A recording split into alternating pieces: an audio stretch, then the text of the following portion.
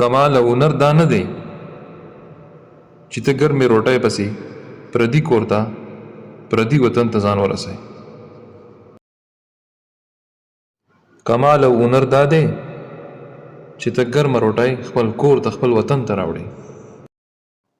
هله زه یورپ ته لاړم، هله ما ډالر یې وګټلې، او بیا پکې دا شاهرخ خان کوټې بیا زمونږ د ښایسته شنو شنو غرونو ته راشي او په پتلون کې بیا د انګریزانو سینټ ځان باندې ووهي، موږ ته تاوی را تاوی ځنه چوش چوش موږ ته کوي. ته چې دا کومو خلکو سره مینه لرې که نه، همدغه خلکو ستا د وطن نه ګرمه روټۍ راښکلې ده او ستا بچي وږي کړي دي. خو یا خو ته ډېر نادیده انسان یې چې څه څیز دې په ژوند کې لیدلی نه دی او څیزونو باندې زړه بیرل والا انسان یې، او یا خو ډېر شوده او ډېر په تیاره کې اوسېږي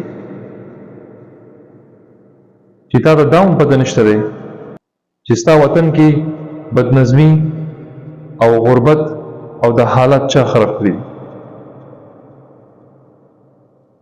ته په دې کې راځې فخر هم په هغو باندې کوې او د هغو ثقافت راوړې موږ ته تاوی را تاوی ښایي.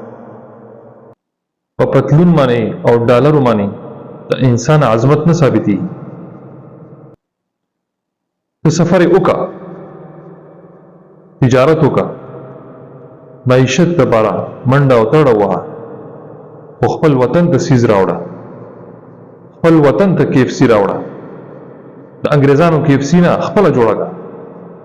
هله ما سټاربکس کافي یوز کړه، ځان له سنیپ چیټ وباسي او داسې ما دا چلو کو ما له لایک راکړئ او دا چلو.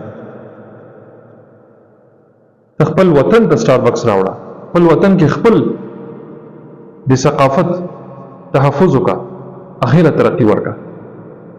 ستا دین، ستا ثقافت، ستا تاریخ دا د هغو نه زیات غوره هم دی او مضبوط هم دی. خو ته چې خپل وطن پرېږدي او بار لږ شان یو پړق او یو غوړ څیز وویني، نو ته پرې زړه وبېلې او ډېر د کمزورتیا مظاهره وکړي. ځان لږ اصیل کا، ځان لږ مضبوط کا او خپل وطن آباد کا. د پاپړو کاکا به ځانه نه جوړوي چې لاړ شي او بس بیا روک شي په پردي وطن کې پروت دی او یو سحر باندې 2 انچه پیاله کافي او یو څو په پیسو باندې خرڅېدو والا ګوډۍ خپله تاویږي را تاویږي، هغې ته ته ګورې. بې نسله او بې اصیله به نه جوړېږي. ستا آبا و اجداد چې وینه تویې کړې ده او انګریزان یې خپل د وطن نه بهر ویستي دي، دا یې داسې نه دي ویستي. نو فخر به په تا زه هله کومه چې ته خپل وطن ته خپل د عقیدې، خپل د دین، خپل د ثقافت تحفظ دپاره ګرمه روټۍ خپل وطن ته خپل بچو له راوړې، خپل وطن آباد کړي، خپل د وطن معیشت ښه کړه، خپل د وطن ترانسپورټیشن نظام ښایسته کړه، خپل د وطن ریسرچ او پروډکټ یې راوباسه. خوله دې چینګه ده د کافرانو ته او پردي خلکو ته چې ما له هله راکړئ زه ستاسو شي اوس کړم او بیا ځې د هغو غلام شي. یو دم دومره کمزورتیا مظاهره مه کوه، که نه شناخت به دې بیا ختم شي. ګورئ مینه دا نه ده چې ګلاب ګل دې راغستي او په پیسو باندې ګوډۍ دې نیولي په لندن په رسټورنټ هوټلو کې ورسره ناست دي او 2 منټه ورسره کښېنې کافي ورسره وڅښي او بیا چې ته ځې نو دا خر لکۍ ورته داسې ووایي بای. دې ته مینه نه وایي، دا خو ته هسې نقلي لګیا خپل خوله خوږی، په زهرو باندې خپل خوله خوږی لګیا، ګوړه ګوړه کوه خوله به دې خوږېږي. مینه خو دې ته وایي چې ستا دپاره څوک وکړېږي، ستا دپاره څوک خوله وباسي، ستا دپاره څوک وینه تویږي، ستا دپاره څوک ځان ستړی کړي.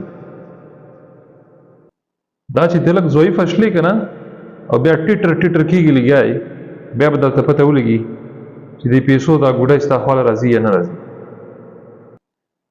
ځان ویښ کا، اصیل جوړ شه، اصیل مینه ولټوه، اصیل عشق او محبتونه ژوندی کا او اصل ژوند خوند واخله. مینه خو دې ته وایي چې ستا دپاره کم خلک کړیږي او خولت وی او تا ته انتظار کوي، او چې نور ډوب شي بیا تا سره یو ځای کښېني ټول او خپل دې خولې ته رزق هغې پورې نه اچي چې څو پورې تا لاس کې روټۍ نه راغستی.